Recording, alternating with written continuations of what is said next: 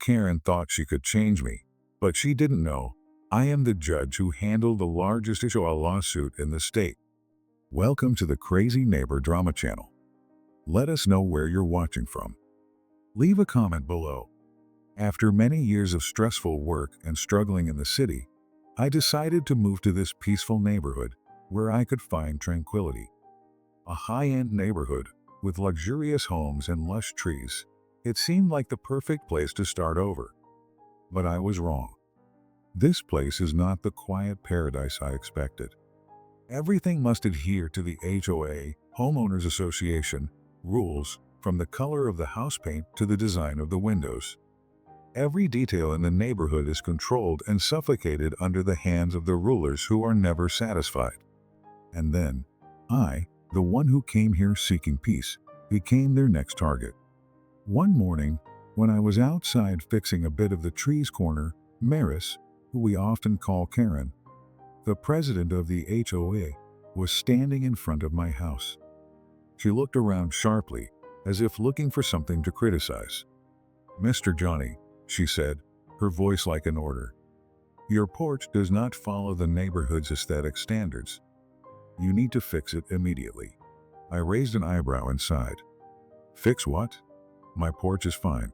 She wouldn't stop, her eyes as cold as a razor, just like a judge standing before a case. "You know, all porches must have a certain color and style that comply with the HOA standards. If you don't comply, you will be fined every day. You will have to pay a hefty fee." I stood silent for a moment, staring directly into her eyes. No fear, just calm, as if facing a challenge I was sure to win.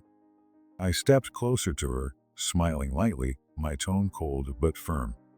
"Are you sure you want to do this, Maris? Do you know who I am?" She was surprised, a hint of doubt flickering in her eyes. "Who you are doesn't matter. Rules are rules. No one can escape them." I remained silent. A decision had been made. This battle was just beginning. After the encounter with Karen, I couldn't stop thinking about what she said and how she behaved. Wondering if I could just sit back and let her continue abusing her power, I decided not to let this go easily. The instinct of a judge drove me to dig deeper, and I knew the only way was to take this matter to its fullest extent. I began quietly researching all the documents the HOA stored. Every evening, after my work at the court was finished, I would sit by my desk, flipping through each ledger, each financial report of the HOA. I started with the available documents from previous HOA meetings. The numbers seemed reasonable at first glance, but when I began to compare and look for discrepancies, things began to become clear. One evening, I suddenly realized the first thing. There was something odd with the annual fees collected from the residents. Every payment from each household was recorded, but when I calculated carefully, the amount the HOA had collected over the past 5 years was much larger than what was reported. These fees were not only collected from the residents in the neighborhood, but also inflated twice as much as promised. I sighed, feeling like I had found the first clue. Of course, I muttered to myself, this can't be a coincidence. Continuing my deeper investigation, I found a copy of the HOA's budget. Turning to the next page, I couldn't believe my eyes when I discovered that Karen had embezzled a large sum of money from the HOA fund. She had awarded herself a grant that was supposed to be used for neighborhood improvements. She withdrew the money from the fund without any vote or approval. Everything was done in secret, and the traces were cleverly covered up. "It's truly unbelievable," I whispered, the feeling of anger beginning to rise. I couldn't let this happen without taking action. Not stopping there, I decided to take a closer look at the rules of the HOA. After some research, I discovered something surprising. The HOA regulations had not been legally registered with the local authorities. All the rules about house paint colors, window design styles, none of them had any legal standing. This meant there was no legal basis for them to fine me for my awning. I smiled faintly. I was right. They never had the right to do anything to me. I clenched my fists, trying to control the anger that was surging up. At that point, I had 3 strong pieces of evidence in my hands: the wrongful charges, embezzlement, and the illegal regulations. Everything was clear now. I sat down, thinking about my next steps. All I needed to do now was come up with a powerful counterattack plan. I decided not just to stand by, but to make Karen and the HOA realize the consequences of their actions. This is the time for me to act, I told myself. If I don't speak up, then who will? I began drafting an official complaint requesting a full audit of the HOA's funds, while also planning to gather evidence and find allies within the neighborhood. What Karen and the HOA had done had crossed the line. And I, Johnny, was not someone easily oppressed. With the evidence in hand, I prepared my counter-offensive strategy. This was just the beginning, and I wasn't going to stop until these wrongdoings were fully exposed. After discovering the serious violations of the HOA, I could no longer stay silent. The sense of justice urged me to take action. I began sharing my findings with a few neighbors whom I felt I could trust, people who I thought might sympathize and support me. I didn't want to fight alone. I needed the community's support. One afternoon, I went to see Linda, a middle-aged woman who lived at the end of the street, someone I had gotten to know during our walks. Linda was one of the first people I felt I could trust. After I told her about the HOA's violations and what I had discovered, she stared at me, unable to believe what I had just said. "Are you serious?" Linda asked, her tone full of doubt. "This is serious stuff, Johnny. If the HOA finds out you're investigating them, they won't let you off the hook." I shrugged, trying to stay calm. "Yeah, I know. But if I don't do something, who will? They've been abusing their power for too long. It's time to bring the truth to light." Linda stared at me for a moment, then sighed. "You're right, but I'm scared. The HOA isn't something to mess with. If they find out what you're doing, they might do whatever it takes to take you down." A bit of worry crossed my mind, but I didn't let myself be afraid. "I'm not stopping, Linda. If Karen thinks she can do anything without facing consequences, then I'll be the one to expose her." Linda looked at me, then finally nodded. "You're right, Johnny. If you need my help, I'll be there for you." It felt like part of the battle had been won. I continued to share my story with a few others in the neighborhood. Some people also showed support, saying they had always felt something was wrong with the HOA, but were afraid to confront Karen and the board members. However, there were also a few who seemed worried and even warned me that I might be going too far. Nevertheless, I decided to continue. Once people knew the truth, I believed they would stand with me. But everything suddenly changed the next day. One morning, as I had just woken up and was preparing for the day, I received a letter from the HOA. I opened it, and my eyes quickly scanned the bolded text. It was an announcement of an urgent meeting of the HOA. Following that, there was an accusation that I was causing trouble in the community. I couldn't believe my eyes. The HOA Karen had truly started a war with me. I held the letter in my hands, feeling anger and disappointment. Why was I causing trouble? Just because I was seeking justice? Did she really think I would give up that easily? The anger built up inside me. I knew this was a direct attack on what I was doing. "I can't stand this any longer," I muttered, determined not to give up. But I knew this was just the beginning of a larger battle. The HOA had decided to strike, and I wasn't going to back down either. I would attend that meeting, and I wouldn't just be the one accused, but the one standing up to expose everything. The more I was cornered, the more I felt I had to fight harder. I took a deep breath, preparing myself mentally for the upcoming battle. "This fight isn't over yet, Karen," I thought to myself, "and I won't let her win so easily." I decided I could no longer stand still and wait. If I wanted to bring the truth to light, I had to act.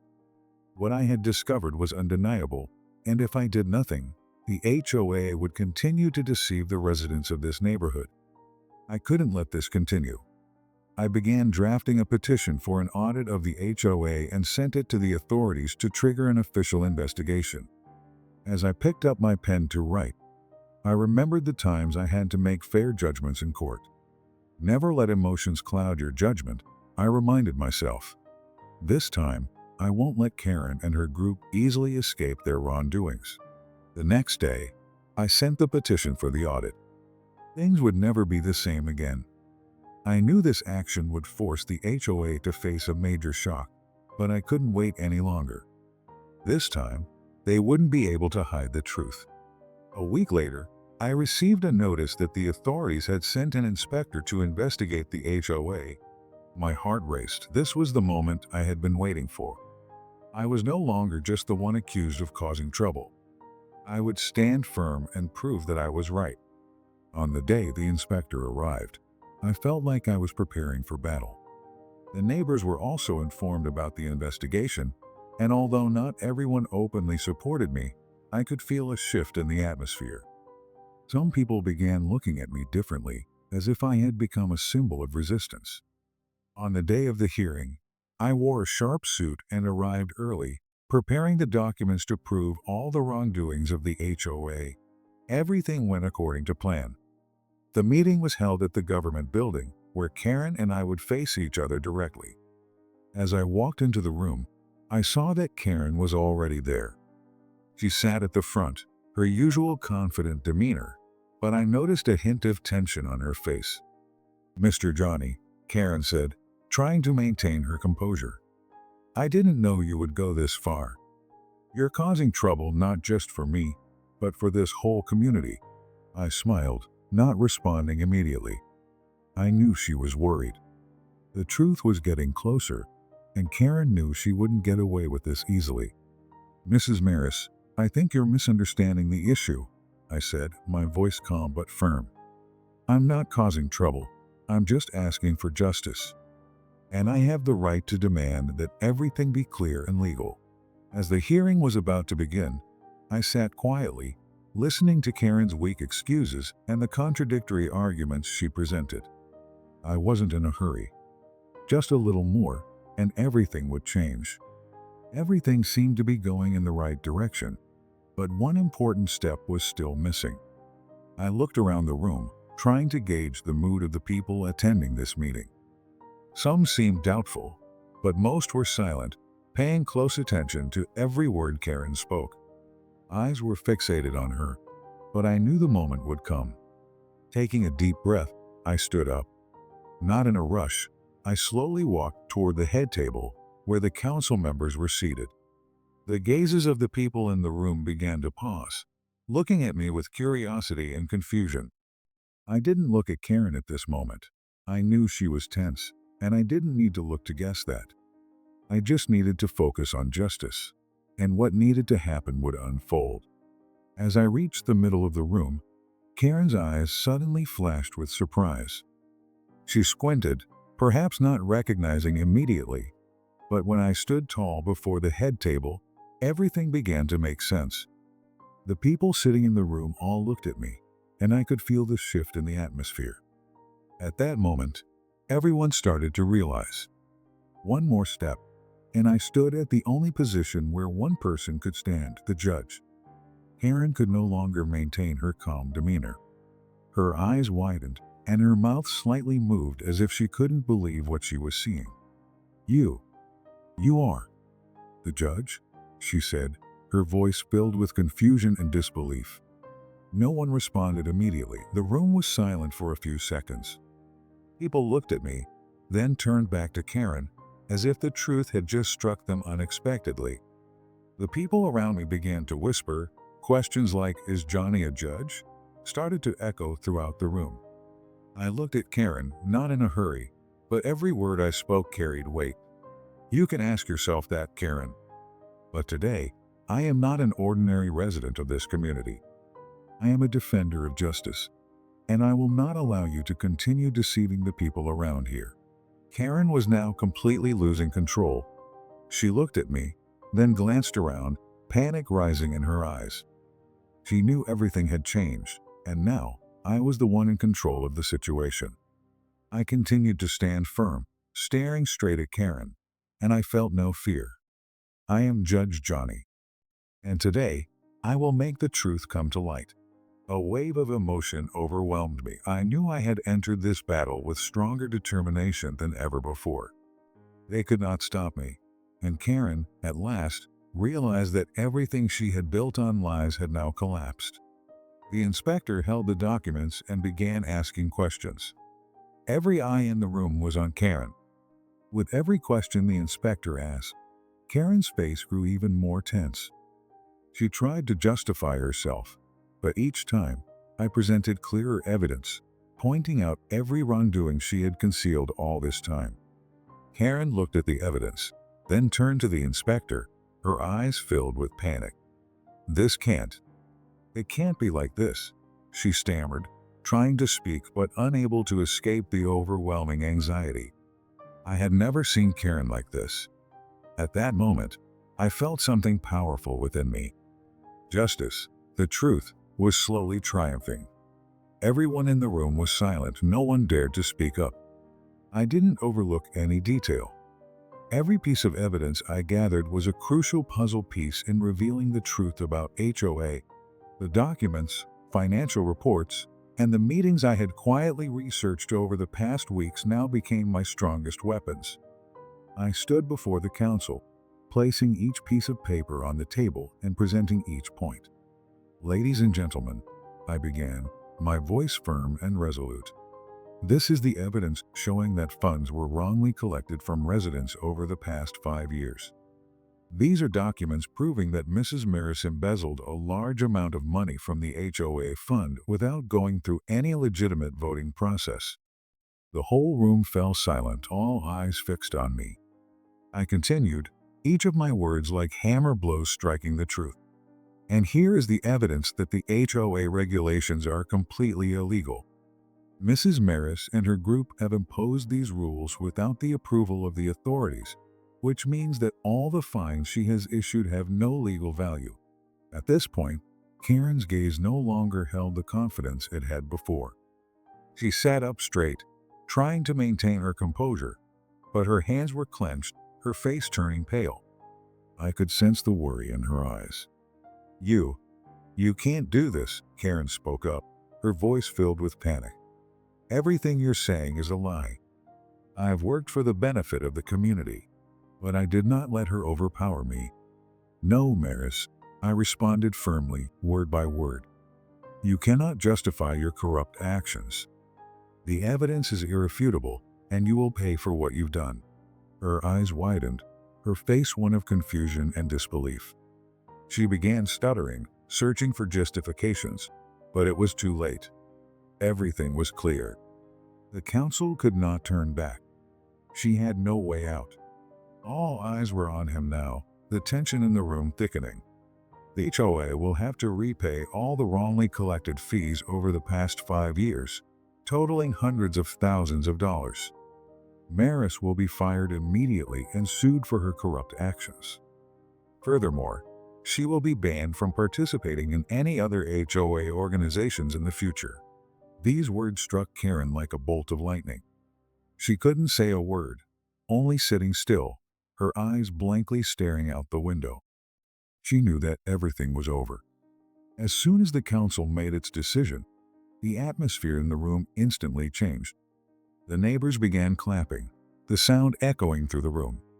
Those who had supported me all along now stood up, moving closer to me. An elderly man, to whom I had shared the HOA information, patted me on the back and said, "Thank you, Johnny. You've done what we couldn't. You're our hero." I smiled, feeling the warmth and gratitude from those around me.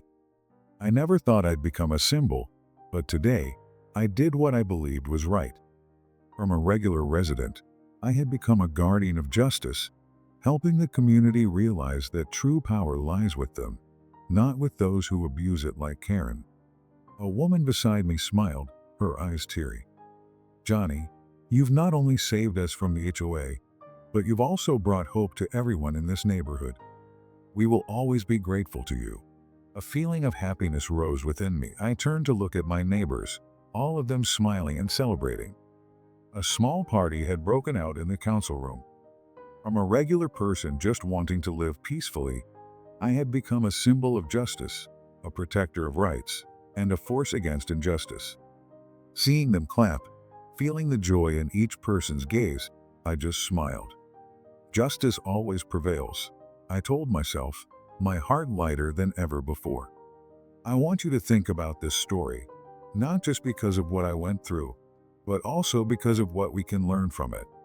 If you've ever faced a similar situation, if you've ever dealt with unjust rules or abuses of power, don't hesitate to share your story. We need to help each other realize that when we stand up against injustice, we will never be alone. And you'll never know the power of solidarity until you take action. What do you think about this story? If you've ever dealt with HOA or unjust rules, share your thoughts below.